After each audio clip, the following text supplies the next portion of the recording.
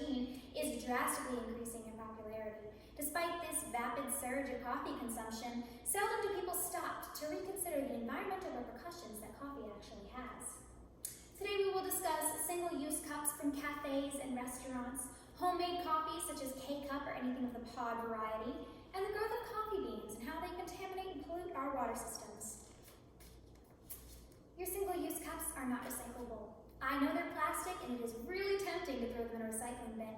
However, they actually contain this chemical called polypropylene, which can contaminate all other recyclables in the recycling bin and even an entire recycling plant. It sucks, but eventually they're sent to landfills where they take over 1 million years to decompose. That's a really long time.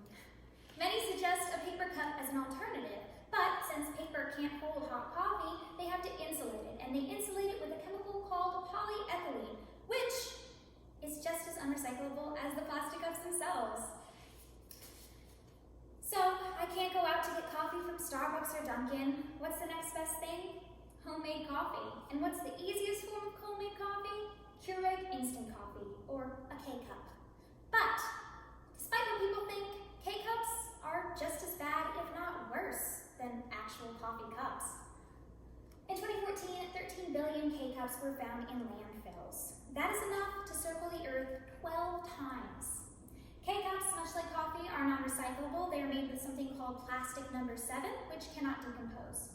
Recyclable K-cups are not a feasible possibility, though many have tried, as a paper alternative won't sit and will disintegrate throughout the Keurig machine. So, if I can't use K-cups and I can't get my Starbucks in the morning, what am I going to do? Switch to old-fashioned coffee bean and water.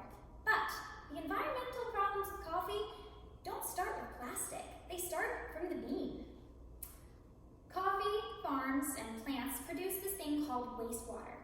Wastewater is contaminated water that contains things such as methane or caffeine or any other harmful chemical. Wastewater contaminates our fresh water supply in a multitude of different ways. Most specifically, wastewater can destroy entire ecosystems.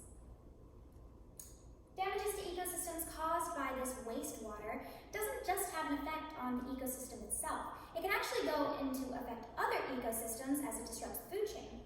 The exposure of our water supply to caffeine has unknown environmental repercussions, which I personally think is the most scary thing of all. So next time you wake up in the morning and you grab your coffee mug, I would consider filling it with tea.